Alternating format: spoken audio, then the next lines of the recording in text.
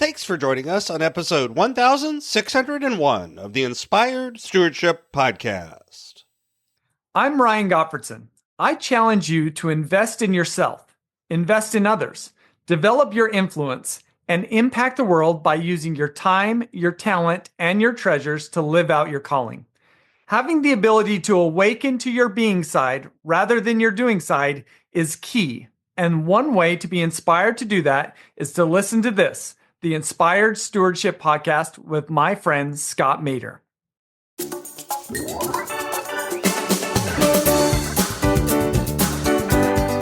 Right, so I don't care what level you're currently at. I believe that we can all become better. And when we become better, we can have a greater positive influence on the world around us. And so it's for everybody. Now, what I've learned is that most people, they want to become better. But what I've also found is most people actually don't know how to become better. Welcome and thank you for joining us on the Inspired Stewardship Podcast. If you truly desire to become the person who God wants you to be, then you must learn to use your time, your talent, and your treasures for your true calling. In the Inspired Stewardship Podcast, you will learn to invest in yourself, invest in others, and develop your influence so that you can impact the world.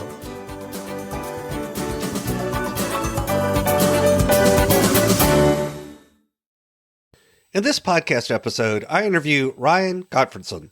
I asked Ryan about his book, Becoming Better. I also asked Ryan about why mindset is the key for real growth. And Ryan also shares with you how we can overcome blocks to our mindset to become better. I have a great book that's been out for a while now called Inspired Living. Assemble the puzzle of your calling by mastering your time, your talent, and your treasures. You can find out more about that book over at inspiredlivingbook.com.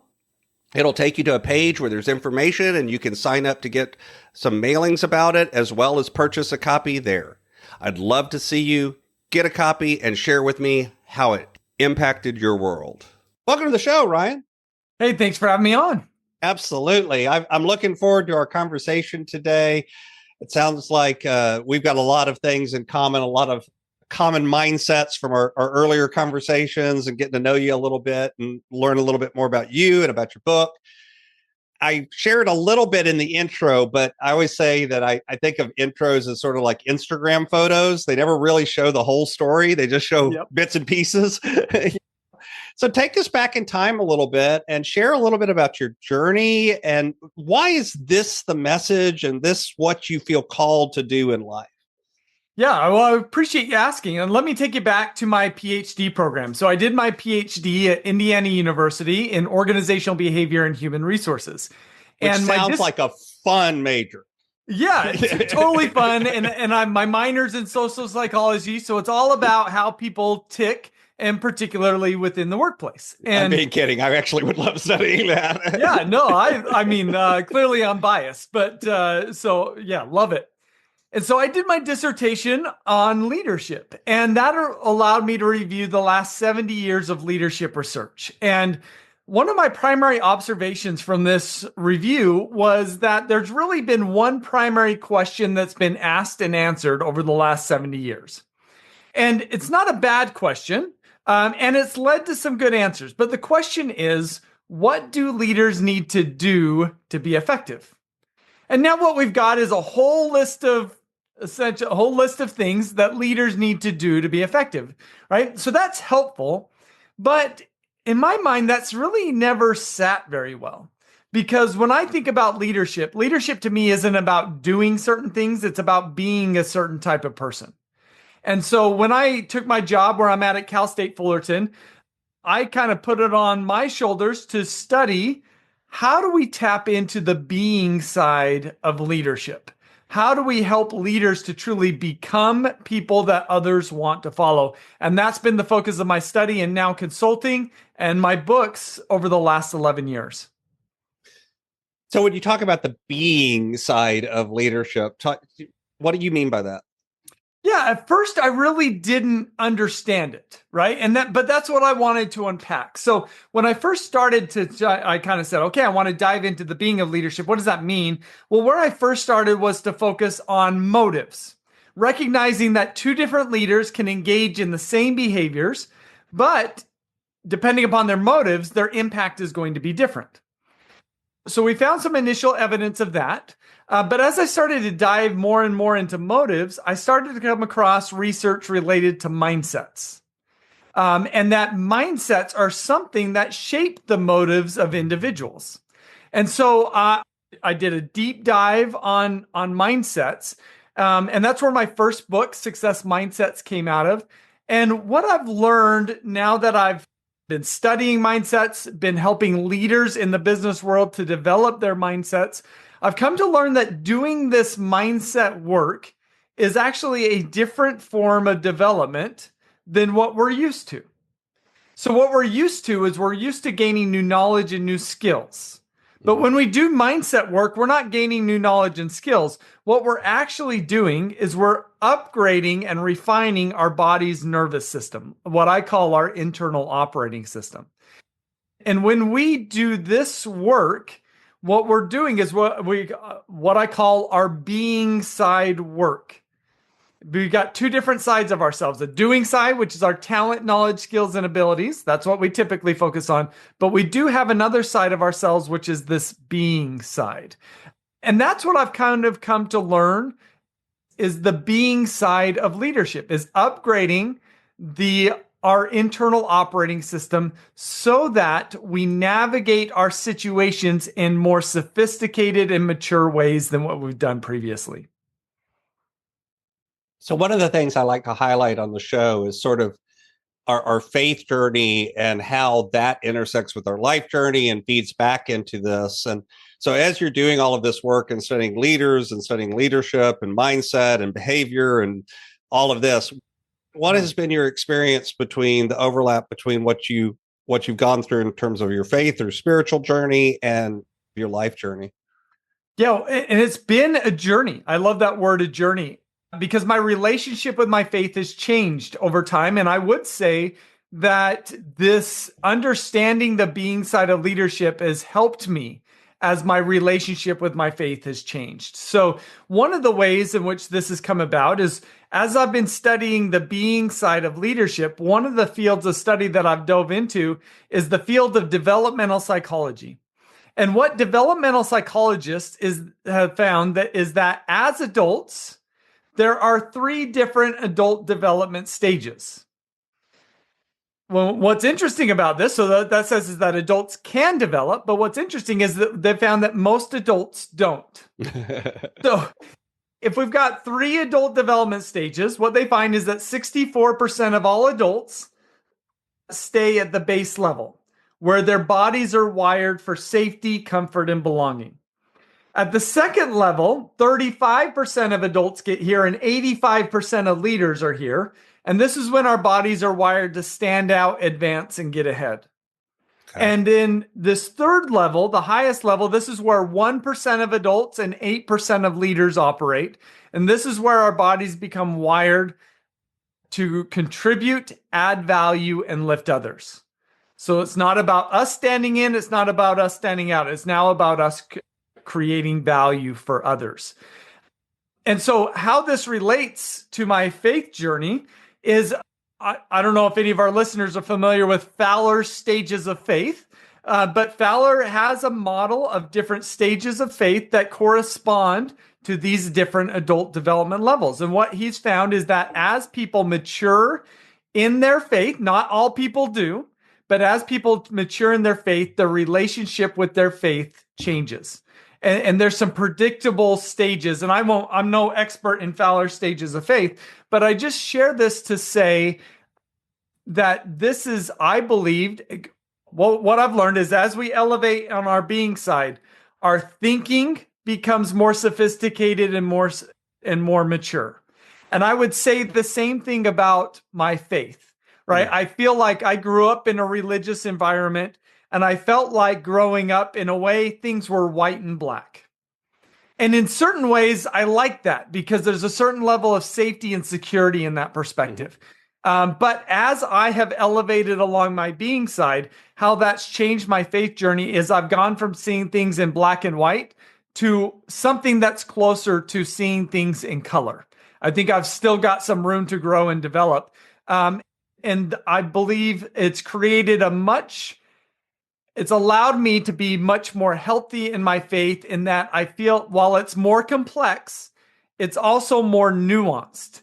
And I believe I'm able to better serve and contribute in the world from this position than what I had for my previous position, if that makes sense. It does. And I think it's interesting to think about it in terms of, and I use the word journey, stages or different areas that you go through as you mature. And I would say that probably it would be interesting to see if there's any data out there on percentages of people in the different stages for faith, as like there is for people. Because I bet you there's some similarities. Yeah, for sure. And I'll say this, like when I was going from, I'm going to call it the more black and white stage of faith to a stage that brought in more color, that was, I'll be honest, it was deeply unsettling for me at that time.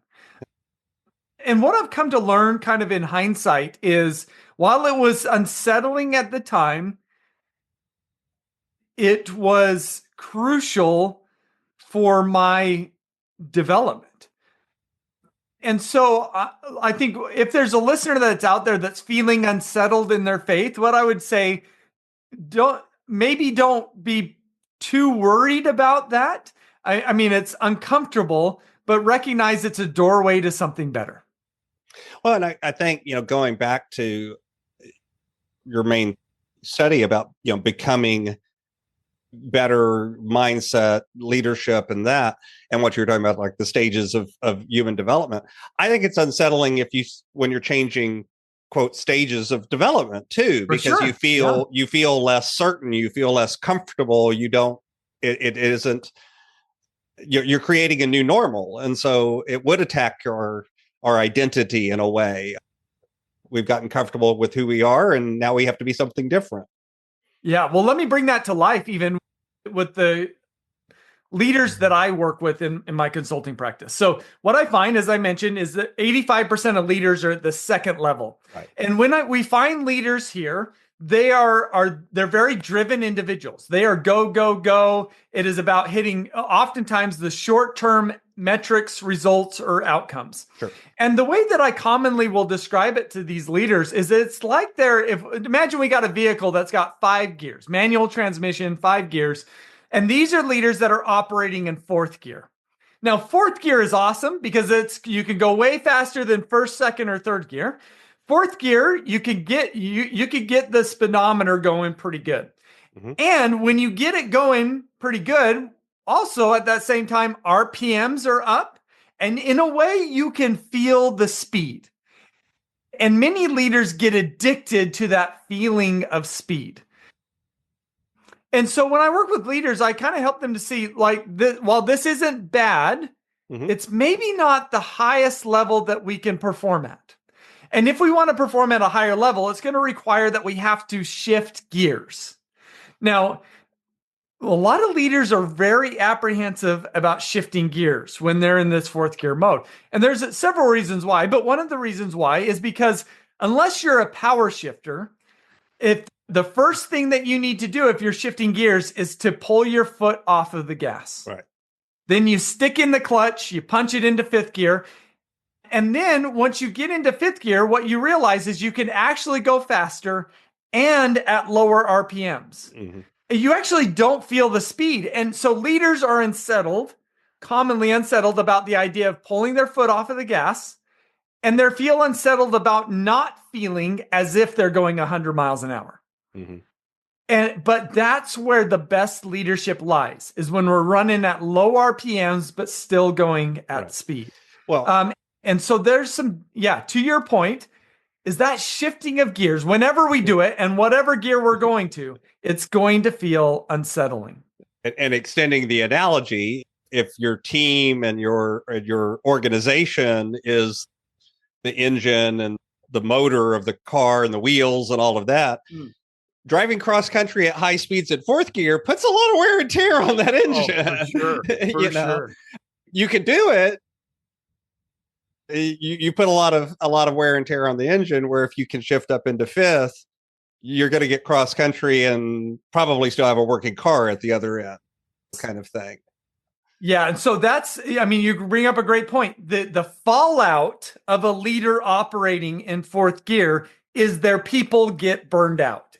And I see it, unfortunately, I see it all the time. And often the leader gets burned out too, because you can't operate yourself at that speed all the time without or it shows up in other things, their relationships, their as one of my friends said, when he was a lawyer and he was about to make partner in a firm, and he looked around and he went, everyone who's made partner was divorced within 3 years. Maybe I don't want to make partner. you know? And he stepped back and changed careers and went into a totally different field and is very successful now. But, he basically just said, maybe if that's what it takes to make it as a partner, maybe I don't want that. Not that there's anything wrong with it, but it's just not what he wanted in that organization. So, yeah. So talk a little bit about the book. Where did you get the idea? Who's the book for? Somebody out there is listening. Why should they pick up a copy? Tell us a little bit about the book. Yeah, thank you. So the new book is called Becoming Better, The Groundbreaking Science of Personal Transformation. And it's really for anybody who wants to become better, right? So I don't care what level you're currently at. I believe that we can all become better. And when we become better, we can have a greater positive influence on the world around us. And so it's for everybody. Now, what I've learned is that most people, they want to become better. But what I've also found is most people actually don't know how to become better. I think they know how to improve incrementally, but they really don't know how to improve transformationally. And so that's what the book is all about, is about helping people understand that there's a different developmental path out there than what we're used to. And it's a path that if we can get on, will help us to transformationally become better. So one of the kicks that I have, one of the ideas that I have that I share with people is, and I think it resonates with the message of the book, but I want to hear you kind of expand on it, is all too often, I think especially in the Western culture today, we elevate busy as a badge of honor.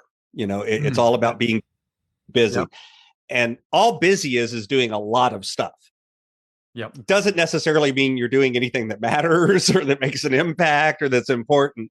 So how do you see this kind of fitting into that kind of hustle, busy culture that I think so many of us are surrounded by today? Yeah, for sure. So I think it's helpful to understand that we really have these two different sides of ourselves that we've been talking about. We have a doing side. Think about that as like an x-axis on a graph. And we've got a being side, and that's the y-axis on a graph. And so we could find ourselves in these different quadrants. We could be low. We could be low being, high doing, high being, low doing, or high doing, high being. And what I found is that, and the research backs this up, is that most adults are in the low quadrant. And then what's interesting is that where most leaders are is they're in the high doing, low being quadrant. And that's interesting, right? And we could ask, well, why is that? Well, who gets promoted into leadership positions? It's people who can do stuff really well. And so they get promoted into leadership roles. And in a way, thus, we are socially and oftentimes formally incentivized to focus on our doing side. But you probably know just as well as I do is just because somebody is promoted into a leadership role doesn't mean they have the being side capabilities to lead effectively. And so the doing side can help get us into leadership roles, but it's the being side that's going to dictate our success in those roles.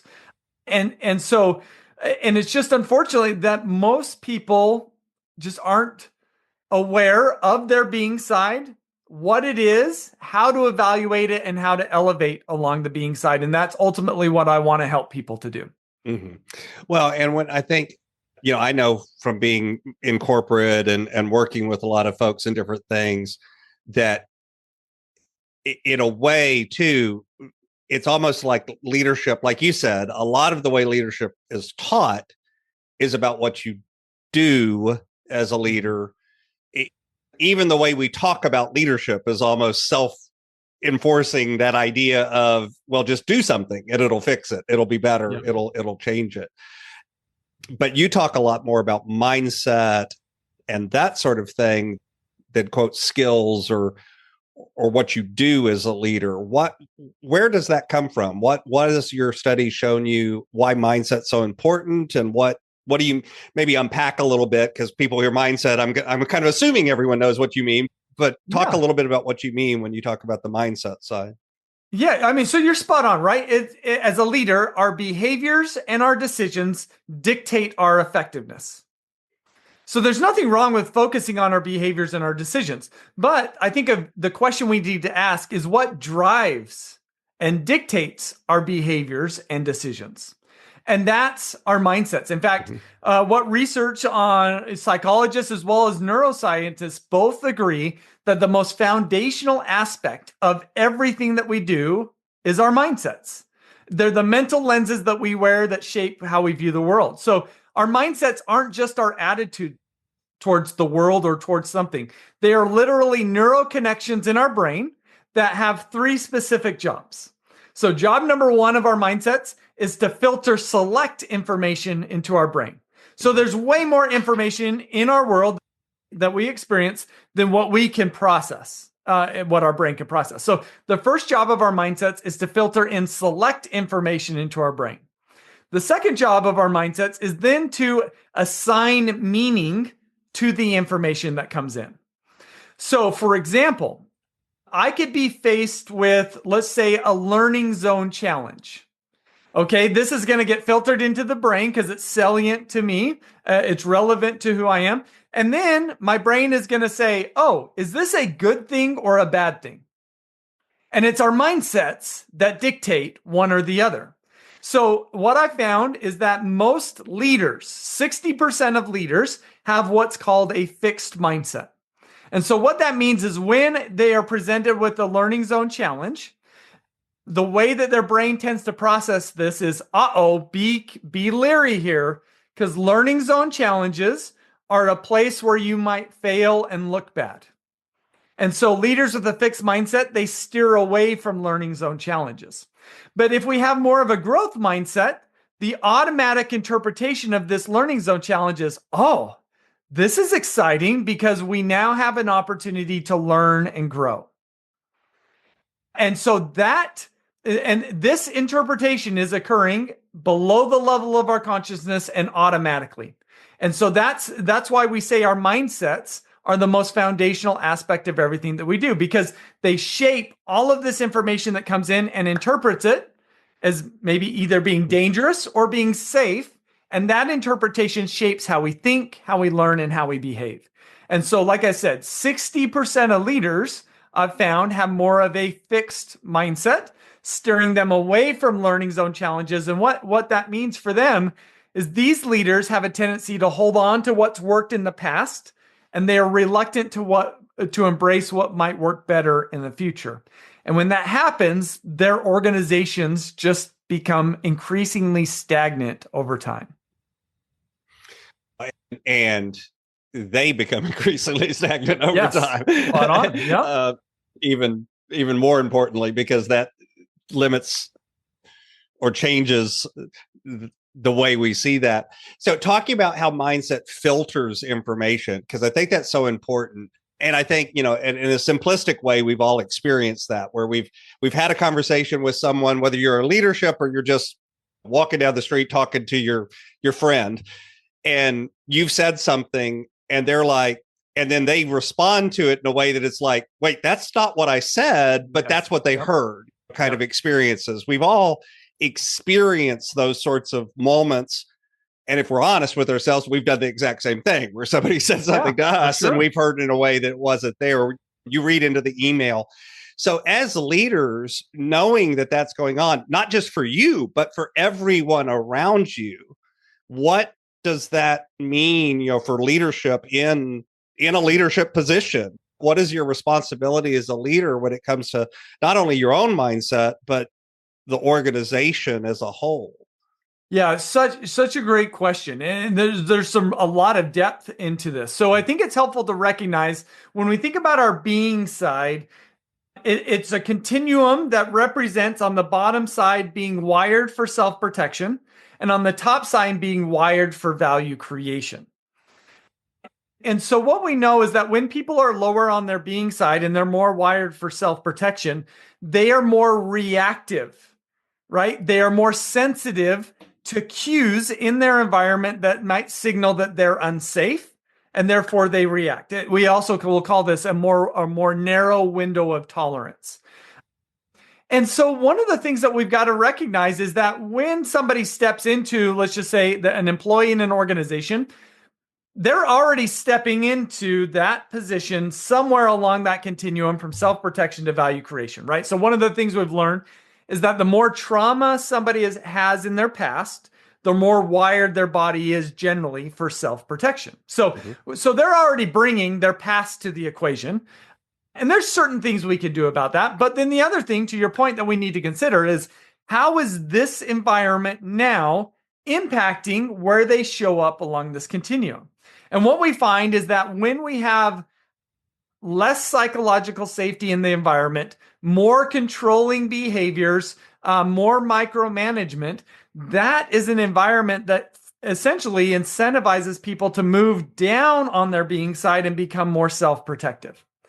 And so what that means for leaders is that if we want to get the most out of our people, if we want them to grow and to thrive, we have got to be intensely focused on creating an environment that helps them to feel safe and secure so that they're less worried about themselves and more focused on the broader purpose of the organization.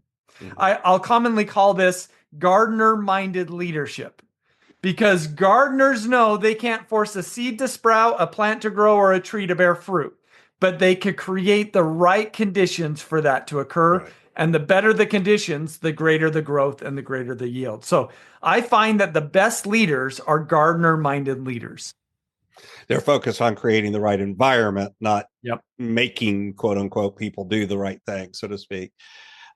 And, you just mentioned trauma. And the other thing that kind of brought to mind is, obviously we have both as leaders and then again, the workplace, neurodivergence, we have clinical depression. I suffer from clinical depression, so I'm familiar with that brain chemistry and how that can affect the way you see the world.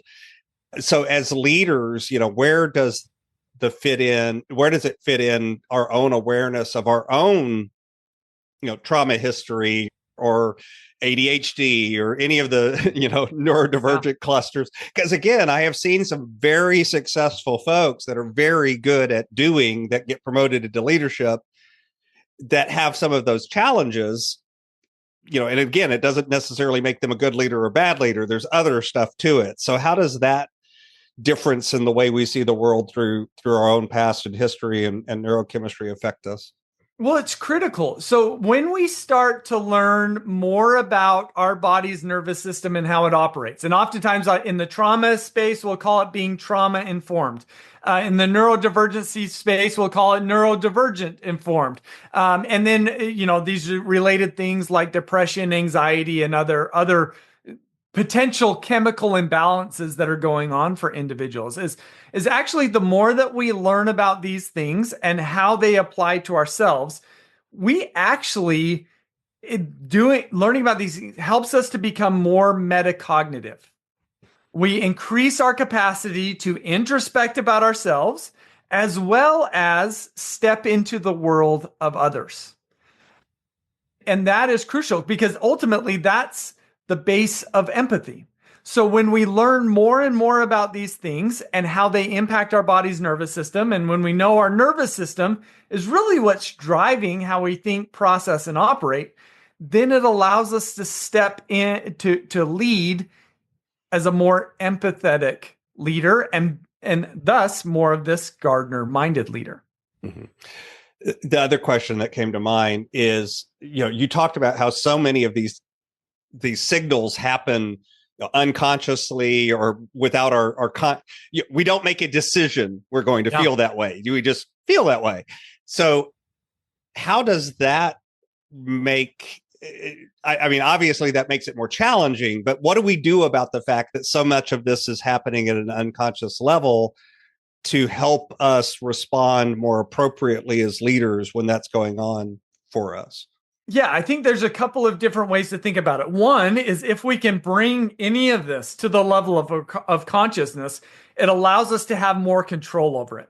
And so oftentimes in the mindset work that I do with leaders, that's my purpose, is to help them to become more conscious of their mindsets so that they could more intentionally choose the mindsets that they want to use as they go about their day-to-day lives. But the other factor is the reality is we're not going to be able to be intentional about our mindsets all the time. And so what we've learned and what the mindset research has found is that if we want to shift to more value creating mindsets, what we need to do is we need to actively hit the gym for our mind, because our neural connections are a lot like our muscles. The more we use them, the stronger they become. And we can't go to the gym once and expect to become strong. We got to go to the gym again and again and again. And so what the mindset research has found is that if we can engage in mindset exercises on a regular basis, like 5 minutes every day or every other day, in the course of 30 days, we actually see changes in the wiring of one's brain. And so what are some of these exercises? Well, some of these exercises could be reading books focused on specific mindsets, doing the same with articles. Research has found that watching videos that activate certain mindsets is helpful. Journaling, having discussions with others about mindsets, and then also doing some work to improve our self-talk. So those to me are kind of the 6 primary, I'm going to say, exercise equipments in our mental gym. And if we could utilize those on a regular basis, we will see a shift in our mindsets. Mm-hmm. You were just talking about self-talk, and it brought to mind, I once had the honor of speaking to a group of leaders. There are about 400 or 500 of them in the room. These folks all own multiple businesses. They were all very successful, all the external trappings of success, anything that you would think of. And I asked the question, I said, how many of you have some sort of internal voice or internal dialogue or something where you talk to yourself? Raise your hand. And every hand went up. Yep. I said, great. How many of you is that? Keep your hand up if the voice is nice to you?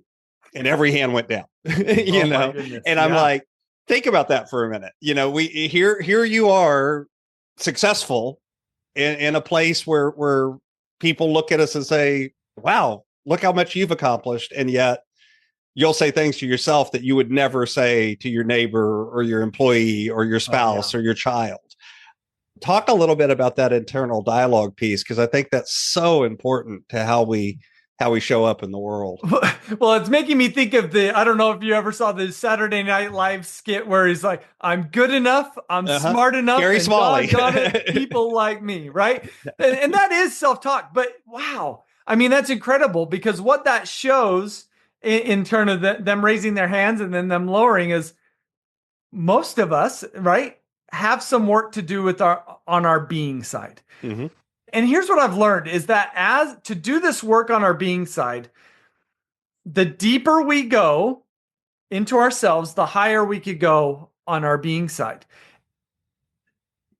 What's going on as we elevate along our being side is we are changing, improving, and healing our relationship with ourselves.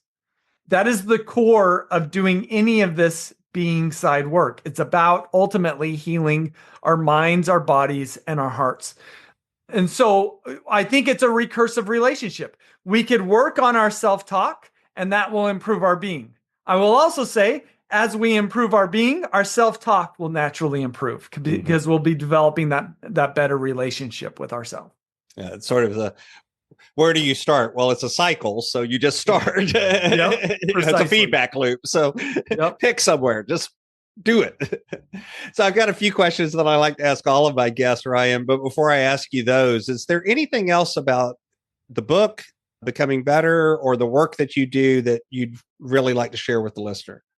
No, I think you've been great, right? And I feel like we've touched on really the primary topics that I cover in my books and that I generally talk about. Of course, well, I could talk about this all day. And so in many ways, we just kind of scratched the surface. So if you're listening to this and you're kind of feeling, I want to become better, and these ideas are things that I would like to dive into further, yeah, please go to my books or even reach out to me personally. Would love to connect with anybody to help them along their becoming better journey. Awesome. So my brand is Inspired Stewardship, and I kind of lead things through that lens of stewardship, and that's how I look at the world. And yet I've discovered over the years that that word can mean a lot of different things to a lot of different people. So I like to ask people, when you hear the word stewardship, what does that word mean to you? Oh, well, I would say most immediately, the word that comes to mind, maybe it's a synonym of some sort, is the word responsibility.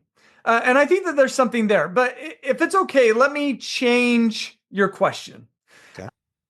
Because I also think it's helpful to think not about what is stewardship, but I think it's helpful to think what is a steward. Okay.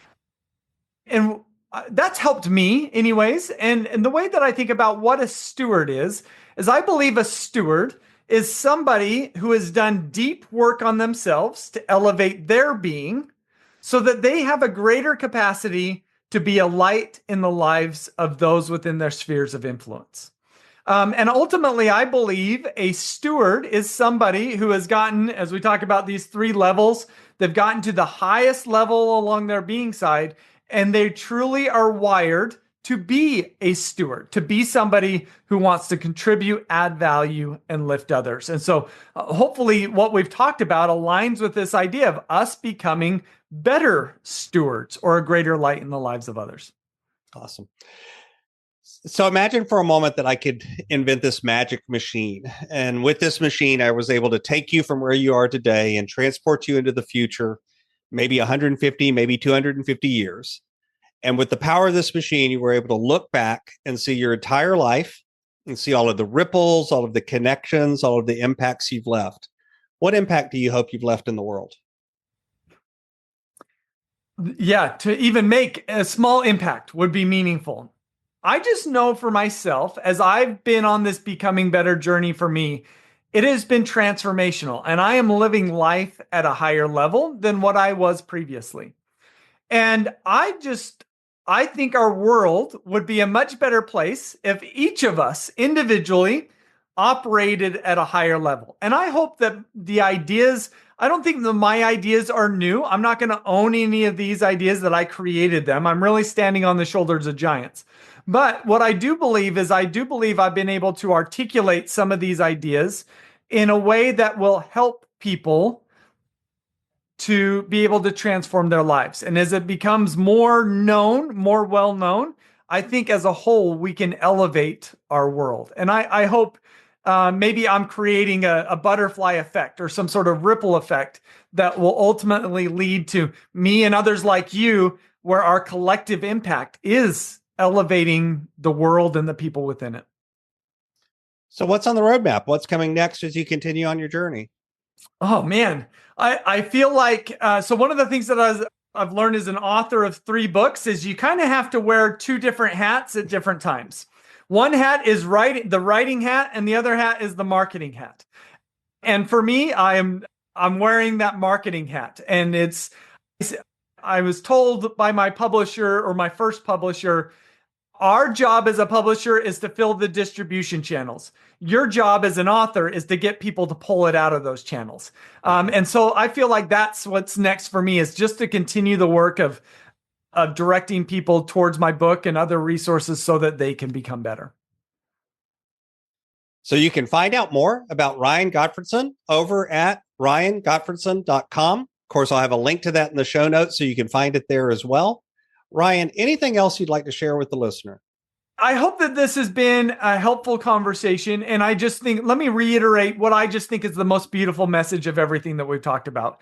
And that message is, if we want to become better, we need to heal our minds, our bodies, and our hearts. And so I just hope this might inspire you to do some deeper healing.